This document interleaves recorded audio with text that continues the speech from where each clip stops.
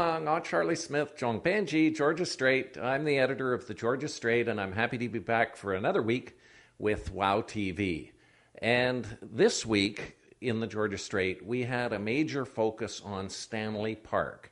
And that's the jewel of Vancouver, and it's in part because the city and the park board are holding a 125th anniversary celebration on the weekend. And in a few minutes, our arts editor, Janet Smith, will discuss some of the arts events taking place. One of the articles I focused on was dealing with concerts in the park, and there's free concerts at Second Beach on Saturday and Sunday.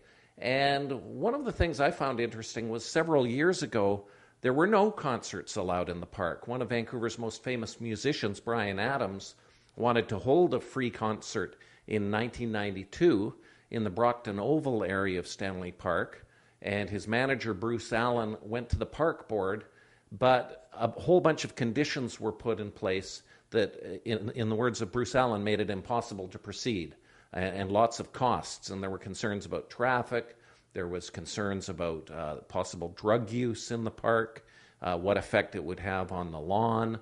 The police wanted a lot of money because they said that they needed to use police dogs to investigate the woods before the concert to find out if people were hiding marijuana. And so basically that concert never went ahead, and much to Bruce Allen and Bryan Adams' regret. Well, now we're having the third consecutive year of a major concert in Stanley Park. In 2011, which was Vancouver's 125th anniversary, there was the Summer Live event where there were three concerts on three consecutive nights, headlined by new Pornographers, Dan Mangan, Mother, very well-known local bands. In 2012, one of the most famous musicians who's ever come out of Vancouver, Sarah McLachlan, held a concert in the park. And at that time, Bill Clinton, the former U.S. president, made an appearance, and this was a fundraiser for the school that Sarah McLachlan started.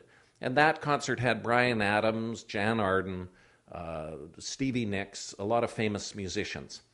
So this year, this is year 3, where the 125th anniversary of Stanley Park is going to feature a lot of local acts like the Arkells and Born Ruffians and bands like that. So it's going to be a free celebration. There are a whole bunch of other arts events taking place.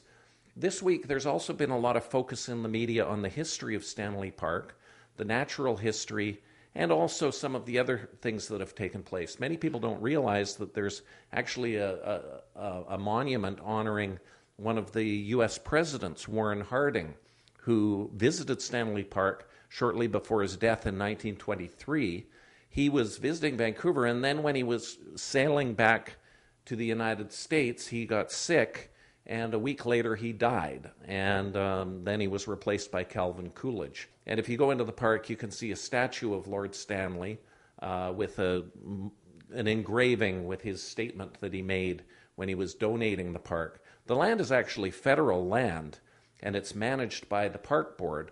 So the events that are taking place this weekend are supported by the federal government as well as the city and the park board.